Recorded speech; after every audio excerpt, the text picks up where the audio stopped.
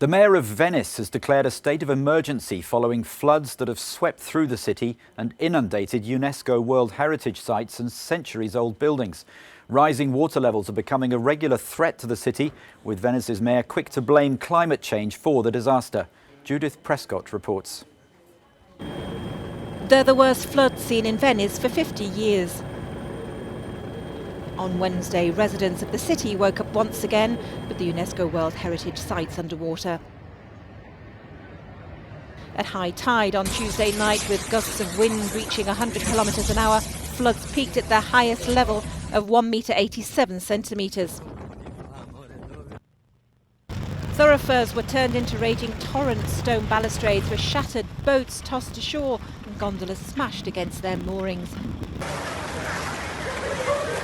The city's mayor has called for the floods to be declared a natural disaster and wants work on the system of mobile barriers against high water, known as MOSES, to resume. The multi-billion-euro project began in 1984 but has been plagued by corruption scandals, cost overruns and prolonged delays. We need to participate in the work of Moses. It is absolutely necessary that they pull out the files because we've had enough. Because you can't read it in the newspapers. Maybe the barrier will be finished, maybe not. Now that's enough. The cost of the floods is already estimated to be very high, hundreds of millions, says the mayor. The Basilica of San Marco was flooded and Venice's La Fenice Theatre is temporarily out of action. More than 80% of Venice was underwater when the tide was at its highest, and although levels had receded by daybreak, further bad weather was expected later in the week, with a series of storms lining up to batter Italy. Judith Prescott, Euronews. Well, NBC News correspondent Claudio Lavanga is in Venice and he joins us now live from St Mark's Square.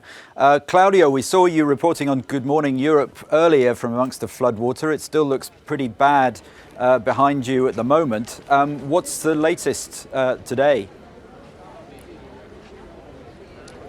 Hi, Alistair. Well, you can see it yourself. Basically, St. Mark's Square is still flooded as expected. The water started coming in early this morning from the lagoon, pushing into the square. Now, this is the lowest point in Venice, so it is the one that gets flooded first. And the tide today was, according to predictions, 120 centimeters. That means that 30% of the city is underwater right now. As you can see behind me, the only way to walk around is either walking on those razors that you see, or of course wearing rubber boots, as I'm doing now, and many others. Well, now you can figure out who's a tourist and who's a Venetian today here, because tourists are happily taking selfies and walking in the water, taking amazing pictures, and the Venetians are the grumpy ones, the ones that are cleaning up, and they're kind of tired of living with back-to-back tides, because of course they know high tides, you know, they're used to it, they lived with them, but they said that what they're seeing, which is 4 or 5 days in a row of high tide, is unprecedented, and especially the one that came along Tuesday that brought death and destruction. Well, that was, they say, the perfect storm, Alistair. We've heard warnings that St Mark's Basilica may have suffered irreparable damage. How bad are things looking for the city's treasures, for the buildings and all the artworks? Well, it does look pretty bad, because apart from the breakage that you've seen from the water coming into the hotels and shops and the basilica, you know, that's very scenographic, if you want, picturesque. But the real problem, they say, it's not when the water comes in, it's when the water comes out, because what it leaves behind is sea salt, which is really damaging for the structures, because it erodes the very old and very fragile buildings in Venice, Alistair.